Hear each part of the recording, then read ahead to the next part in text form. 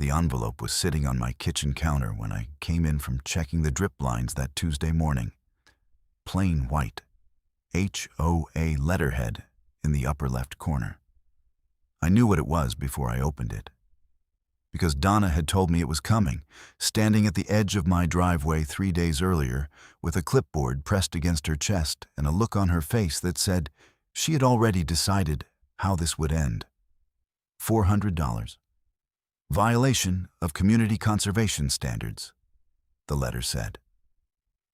My gray water recirculation irrigation system was, in Donna's words, out of compliance with HOA environmental guidelines and inconsistent with the neighborhood's conservation commitments. There was a 30-day window to cure the violation or the fine would double, and a lien process would begin against my property. I set the letter on the counter next to my coffee mug. Cleo was watching me from her spot near the back door, her head tilted about 15 degrees the way she does when she thinks I'm about to say something worth hearing. I didn't say anything. I picked up my coffee and walked to the kitchen window that faces the common lawn at the back of the subdivision. Donna's sprinklers were running. Both zones, full rotation, water arcing maybe 30 feet across the grass and misting over onto the sidewalk where it pooled in the low spots. This was the second time that morning. I had watched the first cycle from the porch at 6:15. That's when I stopped feeling anything like surprise. If you want to understand how I got from that kitchen window to a water district hearing room 7 months later, with Donna sitting at a table across from a compliance officer who was reading her fine into the public record, you need to go back a little further than that envelope. You need to go back about 2 years to when I dug the first trench for the recirculation lines. And why? If you've watched this channel before, you know the kind of story this is going to be. If you're new, go ahead and drop a comment with where you're watching from. I want to know how many of you are dealing with something like this right now. Because I promise you, you're not alone. I retired from the city water department 23 years in. Municipal systems engineer. I spent my career designing and auditing pressurized water delivery networks for a mid-sized city in the Southwest. The kind of city where water is not a scenic amenity. It is the argument everything else is organized around. When I took the buyout at 58 and moved to this subdivision, my wife Sandra had just passed 14 months before from a long illness. The house had been ours together. The garden had been hers. The raised beds along the south fence, the fruit trees she'd planted when we first moved in, the sprawling rosemary hedge near the gate that she said smelled like the hill country of her childhood. None of it was going to survive on standard hose water in this climate. Not with the restrictions the county had been tightening every summer for 3 years running. So I designed a system, not a hobby project. An engineered gray water recirculation setup that collected water from the laundry line, the bathroom's sink drains, and a small rain capture tank on the garage. Routed it through a settling and treatment stage, and delivered it to the irrigation zones through buried drip lines. The system cut my outdoor water draw by 41% compared to a conventional sprinkler setup, according to the documentation in my permit application. The county water district reviewed the design, inspected the installation, and issued a permit. The permit had a number. It was on file at the district office and at the county clerk's office. That permit had been issued roughly 2 years before any of this started. The system worked. Sandra's rosemary was still alive. The fruit trees were healthy. My grass was not particularly impressive, but I had never been growing grass. I was growing the things she had planted, and they were still here. Donna Marsh became HOA president 14 months before the fine arrived. Before Donna, the board had been a fairly quiet operation. 2 retired guys who mostly cared about the front entry monument sign and keeping the pool chemical log current, and a younger woman named Parveen who kept the meeting minutes and seemed to view the whole enterprise as a civic chore she had volunteered for by accident. None of them had ever had much to say about my yard. Donna changed the register of things pretty quickly. She arrived with a platform, which was a word she used herself at the first meeting I attended after her election. Conservation aesthetics. The idea that the neighborhood should present a unified, low-water use visual identity. Xeriscaping guidelines. Approved plant lists. Color palette recommendations for mulch. She distributed a 2-page summary of her vision at that first meeting on paper with the HOA logo centered at the top. And I remember thinking that someone had clearly been waiting a long time to have this particular job. My brother Ray lives 2 streets over in the same HOA. He had moved in 3 years after Sandra and I did, partly because he liked the neighborhood and partly because I think he worried about me a little after Sandra passed, though he would never say that directly. Ray came to that same meeting, and afterward we stood in the parking lot for a while, watching Donna shake hands with people near the entrance. "She's going to be a project," Ray said. I told him I'd wait and see. Donna's first contact with me came about 8 months into her presidency. Not a letter. A knock on the door on a Saturday afternoon while I was staking a tomato cage in the side bed. She introduced herself as though we hadn't been at several of the same meetings, smiled at the yard in a way that was meant to look pleasant but had assessment behind it, and told me she'd been reviewing the irrigation setups in the neighborhood, and mine was a little different from what she typically saw. I told her that was right. She asked me whether I had documentation on the setup. I told her I had a county water district permit. She wrote something on her clipboard. She said the HOA had been working on updated conservation guidelines, and there might be some compliance questions down the road, and she hoped I would be cooperative. I told her I'd cooperate with anything that had a legal basis. She gave me that smile again and walked back toward the sidewalk. Her Lexus was parked at the curb 2 houses down, white, spotless, not a vehicle that had ever been anywhere near a muddy garden bed. The letter arrived 4 months after that conversation. I read it 3 times. It cited HOA conservation standards and community environmental guidelines. It did not cite a specific bylaw number. It did not cite a specific section of the HOA's governing documents. It referenced a fine schedule attached as an exhibit, which turned out to be a 1-page table Donna had apparently created and distributed to the board, but which I could find no record of in the recorded CC&Rs I had received at closing when I bought the house. I sat down at my kitchen table with Cleo at my feet and wrote a certified letter to the HOA board the same afternoon.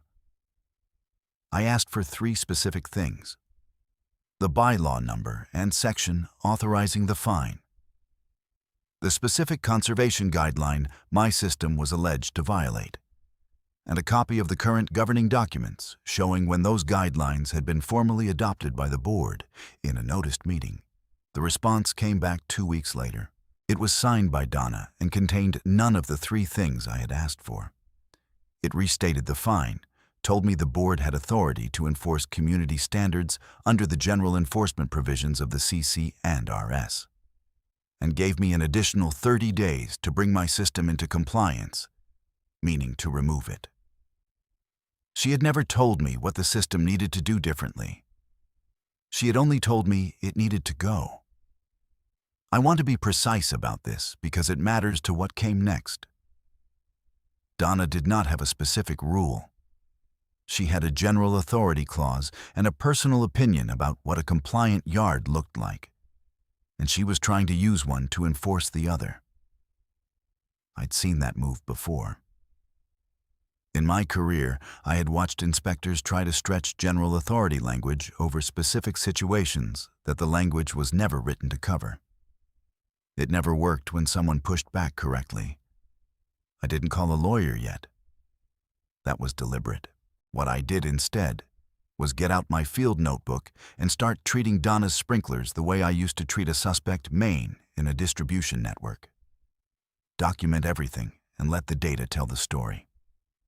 The HOA maintained 3 zones of common area irrigation, 2 lawn zones along the main entry road and 1 around the small park area near the back perimeter. All 3 ran on a timer. I had noticed the schedule before without paying particular attention to it. But now I started paying attention. I checked the Municipal Water District's publicly posted conservation tier schedule for our service area. We were in Tier 2, which allowed outdoor irrigation on specified days and capped single-session runtime at 12 minutes per zone under the district's posted guidelines. Donna's timer was running 18 minutes per cycle, twice a day, on days that included at least 2 non-permitted irrigation days per week, according to the district schedule. I knew this because I had a handheld flow meter and 2 years of muscle memory from a career spent reading exactly this kind of data. I started keeping a log. Date, time, duration, zones observed, estimated flow rate based on head count, and my meter readings from a spot near the clean-out access point at the zone boundary. I took time-stamped photos on my phone every session. I did this for 6 weeks. Ray helped on the weekends. He'd drive over on Sunday mornings with his coffee and stand at the edge of the common area with me, and we'd note the times together. He witnessed 7 separate cycles I had already documented, which gave me corroboration on those entries. He's a careful observer, Ray. Used to be a county roads inspector, so he understands what a field record is supposed to look like. The week after Ray and I had our 6th Sunday documentation session together, Donna sent a second letter. This one dropped the lien language in from the first line. She said the HOA board had voted, at a meeting I had not been notified of, to escalate the fine to $800 if I had not removed or disabled my irrigation system within 15 days. And that failure to comply would trigger the lien process under the association's collection authority. I read that letter on my porch with Cleo's head on my knee, looking out at the rosemary Sandra had planted. That was when I called the County Water District. The district has a conservation compliance division. I knew this because I had worked alongside a division like it for 20 years on the city side. I called the main line and asked to speak with someone in field compliance. I was transferred twice and ended up leaving a message. Marcus Webb called me back the next morning. I explained the situation. I told him I had a permitted gray water recirculation system operating under a district-issued permit, that my HOA was attempting to fine me and place a lien on my property for alleged conservation violations, and that I had 6 weeks of documented evidence suggesting the HOA's own common area irrigation system was operating outside district conservation tier guidelines in our service area. Marcus didn't say much while I talked. When I finished, he said, "Can you send me the permit number and the documentation you have on the HOA system?" I said I could have it to him by end of day. The file I sent Marcus Webb was 43 pages. My district permit and the county clerk's recorded copy, my original system design drawings, the district inspector's sign-off from the installation, a copy of Donna's fine letters, my written request for the specific bylaw and her non-response, and 6 weeks of flow meter logs, time-stamped photos, and Ray's signed witness statements covering the 7 Sunday morning sessions. I want to slow down here, because the file I sent Marcus took longer to assemble than I have made it sound. I worked on it across a long Saturday and most of the following Sunday, sitting at the kitchen table with the documents spread out in the order I intended to present them. The permit went on the left, with the district inspector's sign-off paperclip to the back of it. The recorded copy from the county clerk's office went next to it. The recorder's stamp visible in the upper right corner of the cover page. The original system design drawings were on 3 sheets of architectural paper that I unfolded along the table, each sheet labeled with my name and the permit number in the title block. The flow meter logs were 6 weeks of handwritten entries in a field notebook I had used for 2 decades on the city side. Each entry had the date, the time of day to the nearest minute, the duration of the cycle, the zones observed, and the estimated flow rate calculated against the head count and the meter reading at the access point. The photographs went on a printed contact sheet with timestamps in the metadata margin. Ray's witness statements were on 3 pages of plain typed paper, each ending with his signature and the date he had signed. His name printed below. Donna's 2 letters and my certified rebuttal went into a manila folder labeled with the file reference numbers from the HOA's portal. I numbered every page consecutively along the bottom right corner with a black pen. The total came to 43 pages. The numbering took me about 20 minutes. Cleo was on the rug in the kitchen the whole time, watching me work with the patient attention she reserves for tasks she does not understand, but recognizes as important to me. I made a cover sheet on the computer that listed the contents of the file in the order they appeared, with the page ranges for each section.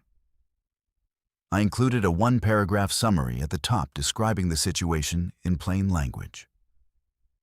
I read the summary back to myself 3 times to make sure it contained no characterization or rhetorical edge. It read like the abstract of an engineering report. That was deliberate. I made a copy of the entire file before I sent the original. The copy went into a binder I labeled with the date and the file reference number. The binder went on the shelf above my desk. Beside the binder I had assembled for the original gray water permit application 5 years earlier. The 2 binders were nearly the same thickness. Marcus opened a formal investigation 4 days after I sent the file. I didn't tell Donna. I didn't tell the board. I paid the original $400 fine under protest in writing, noting in my letter that the payment was not an admission of the violation's validity and that I was preserving all legal and regulatory remedies. The protest language was something I had learned from a city attorney 20 years earlier when a contractor tried to back-charge us on a disputed delivery. It had served me well then. Ray stopped by the afternoon I sent that payment letter. He sat at my kitchen table with his coffee and looked at the file I had assembled for Marcus. "You really logged all of this," he said. It wasn't a question. I told him I'd spent 2 decades logging water data for a living, and old habits were hard to break. He turned a few pages of the photo log, looking at the time-stamped images of the HOA's sprinkler heads running in the afternoon on a Tuesday, which was not a permitted irrigation day. "She has no idea," he said. I told him that was about right. Donna's 15-day window came and went. She sent a notice of lien initiation. The notice was a single typed page with the management company's letterhead at the top and Donna's signature at the bottom. It cited the same generalized authority her previous letters had cited and added a paragraph at the bottom referencing the state's HOA collection authority. The paragraph did not cite a section number. It used the phrase, "Association's collection authority," without specifying which provision of the recorded covenants granted it. I noted that. I responded in writing, again by certified mail, noting that a formal water district investigation was currently open and that any lien placed in violation of a superior regulatory determination would be subject to challenge. I cited the section of the state HOA statute that required a recorded basis for any lien filing. I attached a copy of the cover sheet from the file I had sent Marcus with the file reference number and the date the district had opened the investigation visible in the corner. I sent the response certified mail, and the green return receipt card came back to my mailbox 5 days later, signed for at the management company's office. I taped it into the folder beside the green cards from my prior letters. The folder was almost full at that point. I had to start using the second folder Cleo had supervised me labeling the previous Sunday. I did not tell her what the investigation had turned up so far. I had no obligation to. The district's process would produce a written determination, and that determination would speak for itself when the time came. The lien notice did rattle me. I won't pretend otherwise. I'd owned this house for 11 years. I'd built the garden that was still growing Sandra's plants.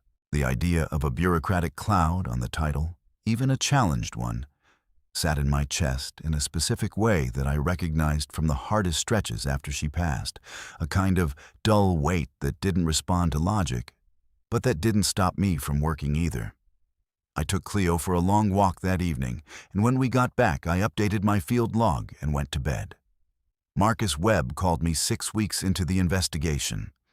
He told me the district had completed its review of my complaint and the associated documentation. He said the district's determination was that my system was in full compliance with district conservation guidelines under my issued permit, and that the HOA's common area irrigation system had been documented operating outside permitted tier guidelines on 14 of the 42 days covered by my log, in violation of the district's Tier 2 conservation restrictions. He said the district would be issuing a formal notice of violation to the HOA and scheduling a compliance hearing. He said I would be invited to present at that hearing as the original complainant. I wrote the date of the hearing in my field notebook. 7 months from the day Donna's first letter had arrived. The hearing was held in the district's main office, a low building near the edge of the Service Area Administrative District, with a conference room that sat about 20 people around a single rectangular table. Marcus presided. A district staff attorney sat to his right. I was at one end of the table with my original file folder, a printed copy of my permit, and Ray sitting 2 chairs down because Marcus had notified him that his witness statements were part of the formal record and he might be asked to speak to them. Donna arrived 7 minutes after the scheduled start time with the HOA's attorney, a younger man named Paul, who wore a good suit and spent the first 10 minutes arranging documents on his side of the table in a way that suggested he was used to controlling the room. He had not seen my file yet. Donna looked composed when she sat down. She had her own clipboard. She was dressed in what I can only describe as her board meeting best, a blazer over a collared shirt, the kind of outfit that communicates authority in a homeowners association meeting room and reads slightly off-register in a government regulatory hearing. She glanced at me once across the table, and the look was the same one she had given me at my driveway that first Saturday.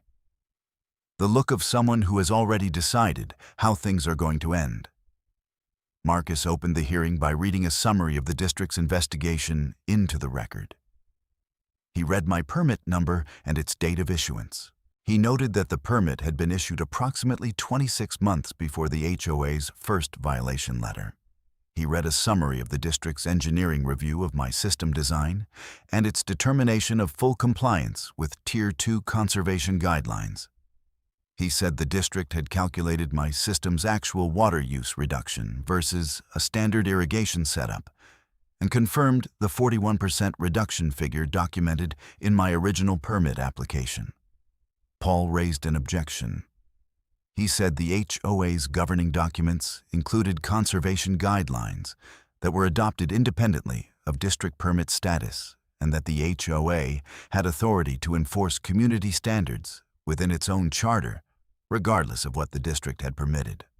Marcus looked at Paul for a moment before responding. He said that HOA governing documents could not supersede a district-issued permit, that the district's regulatory authority in conservation-designated service areas was established under state water code, and that a property owner operating under a valid district permit could not be fined or liened by an HOA for activity the district had affirmatively permitted. He said it the way a person says something they have said many times before, quietly and without drama. Then Marcus turned to the second item in the district's determination. He placed a copy of a formal document at the center of the table and slid it toward Donna and Paul. I had seen the draft of this document in the materials Marcus had shared with me ahead of the hearing. Seeing it slide across that table, printed on district letterhead with the official finding block at the top, was a different thing from reading it on my kitchen table the week before. The HOA's Common Area Irrigation System had been documented in violation of Tier 2 conservation restrictions on 14 separate days. The violations included runtime overages and irrigation on non-permitted days. The total excess water usage Marcus's team had calculated was consistent with my flow meter logs, which Marcus cited by name as the primary field documentation supporting the finding. He noted that a signed witness statement corroborating 7 of the documented sessions was also in the record. I want to pause on the way Marcus said that, because the room had gone very still by then and the registers people occupied had become specific. The district staff attorney was making notes on a yellow legal pad. Paul had stopped arranging his documents. Donna's clipboard was still in her hand, but she had set the pen down on it, the cap still off. Ray, beside me, was breathing the careful, slow breaths of a man who had spent a career standing at the edge of something he had been part of building and watching it work the way it had been designed to work. I was watching Marcus's hands. He had laid them flat on the table in front of him while he read, and they had not moved since he had set down the document about my permit. His wedding band caught the fluorescent light briefly when he tilted his head to the next page. He read in the same plain register he had been using throughout, the register of a man whose authority did not require performance because it was built into the document on the table. Donna started to say something. Paul put his hand on her arm once, quickly, and she stopped. Marcus read the fine schedule into the record. As HOA president and the officer of record responsible for the Common Area Irrigation Schedule, Donna was subject to a personal administrative fine, $800. The HOA itself was subject to a compliance order requiring the installation of a district-approved irrigation controller and a scheduled audit of all common area water systems within 60 days. The district's written determination also included a finding that Brian Carson's $400 HOA fine had no valid basis under applicable regulatory authority and should be voided. It should be voided. Those 4 words. Donna's composure held for about 30 seconds after Marcus finished reading. Then she leaned toward Paul and said something in a voice low enough that I couldn't catch the words. And Paul said something back, and she sat very still for a moment, looking at the surface of the table. The clipboard had been set down. She hadn't written anything on it since the hearing began. Ray was quiet beside me. I could feel him keeping still in the careful way that he does when he knows something important just finished. Marcus asked if either party had anything to add to the record. Paul said the HOA reserved all legal remedies. Marcus noted that for the record and closed the hearing. I shook Marcus Webb's hand on the way out. He said the written determination would be mailed within 10 business days and would be filed with the county clerk as part of the public record. He said my permit file would note the HOA enforcement attempt and the regulatory outcome. I thanked him. He nodded and turned back to collect his documents, and that was the end of it for him. He was already thinking about whatever came next on his docket. Ray and I walked out into the parking lot. It was late afternoon by then, the sun low and pushing orange light across the tops of the cars. He put his coffee thermos in the cup holder of his truck and leaned against the door for a minute. 23 years, he said. I told him it turns out they teach you some useful things at the water department. He laughed at that. It was the first time either of us had laughed in several hours, and it felt right-sized to the moment, not too big. The fallout moved in its own time, the way these things do. The written determination arrived in my mailbox 12 days after the hearing. I made a copy and put the original in my files beside the permit documentation. I did not send Donna a copy. She had the same document I did. Whatever she needed to do with it was her business. In the days between the hearing and the board meeting, several neighbors stopped me at the mailbox cluster or in the driveway with questions about the procedure I had used. Carol, from 2 doors down, asked whether the same regulatory complaint pathway would work for a fence line dispute she had been having with the board for almost a year. I told her that fence line disputes were governed by different authorities and that she should pull the recorded covenants and the county's residential zoning code and read them side by side before deciding what to do. She wrote down both sources on the back of a check register.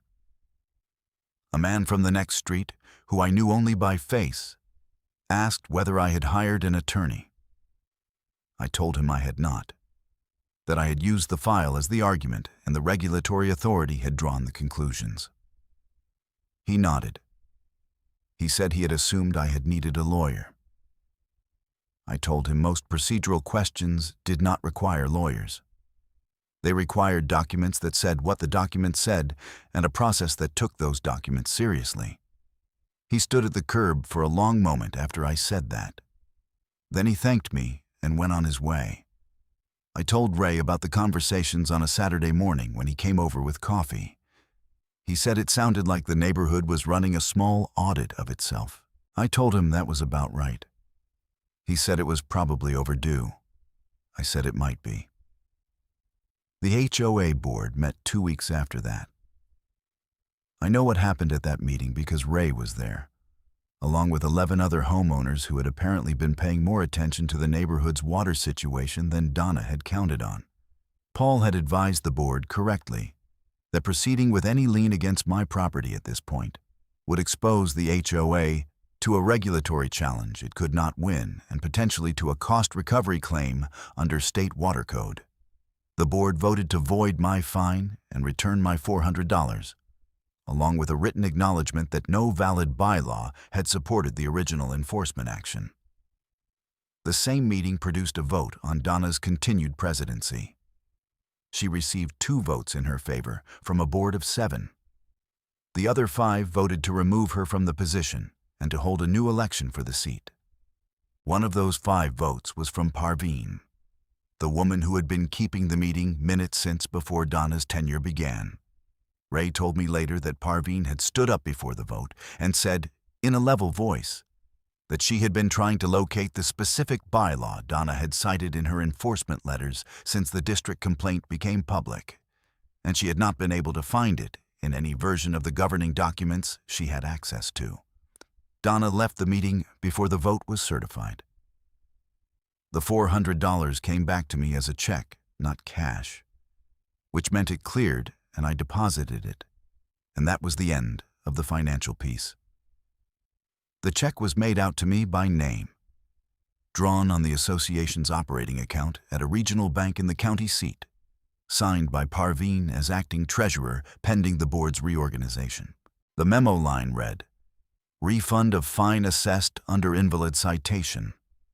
The phrasing had been Parveen's choice, Ray told me later, and she had insisted on the wording over a longer formulation that another board member had proposed. I deposited the check on a Friday afternoon at the same branch where I had been keeping my accounts since I retired. The teller knew me by face and asked, as she always did, how Cleo was doing. I told her Cleo was fine. She stamped the back of the deposit slip and slid the receipt across the counter. I put the receipt in my wallet and drove home. The check cleared on Tuesday.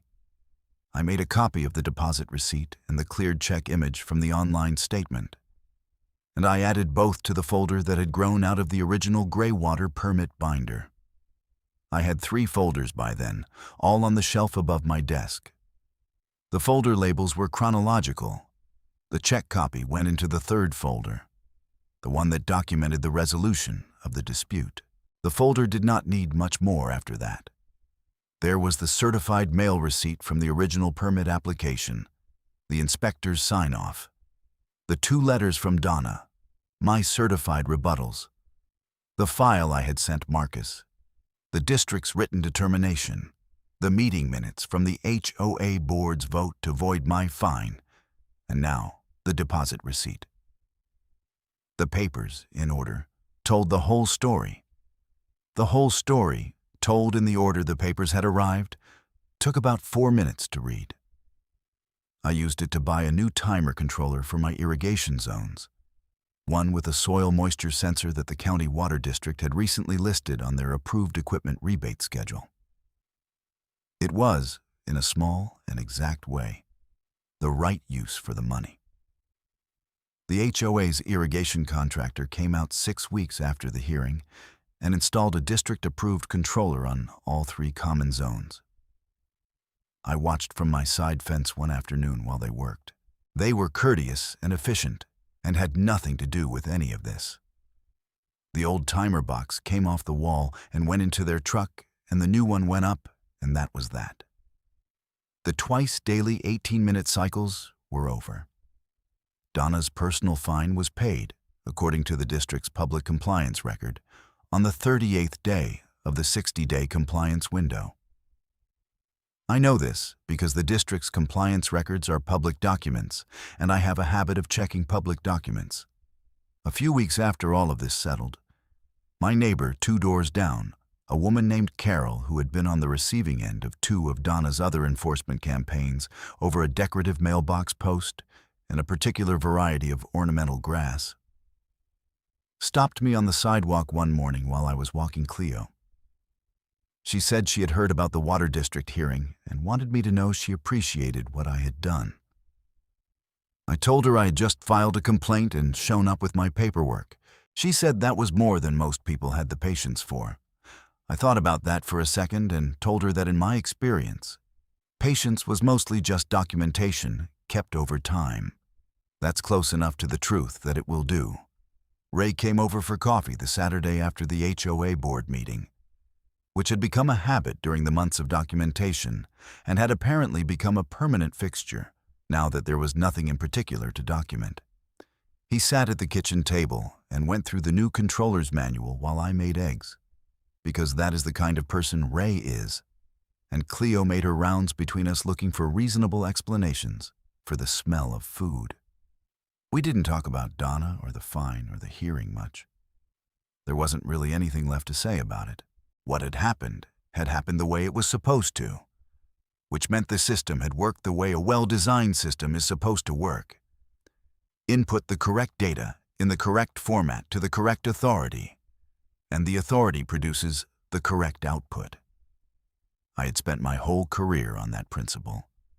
It turned out it applied to more than water mains.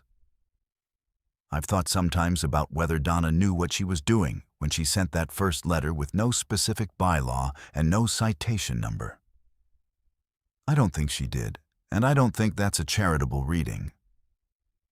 I think she had been told yes for long enough that the possibility of a documented no had stopped feeling real to her. That's not a unique failure. I'd watched it happen to good engineers who stayed in one system too long and forgot that their authority came from the design and not from themselves. The garden is doing well. Sandra's rosemary is 3 feet across now, and the smell on a warm morning comes through the kitchen window when the back door is open. The fruit trees are carrying more than they did last year. The drip lines are quiet under the mulch, doing their work without any drama, the way a well-installed system does. Cleo is still here, still taking up her spot near the back door every morning and moving to the porch as the day warms up. She's 10 years old now, and she moves a little slower on the cold mornings. But she gets there. She was there this morning when I took my coffee out to the front porch and sat in the old wooden chair and listened to the neighborhood come awake. No sprinkler heads spinning on a Tuesday. No timer clicking on at 6:15 for a second cycle that nobody needed. The permit is still in my files. 2 years old now and counting, right where it has always been. Some paperwork is worth more than the paper it's printed on.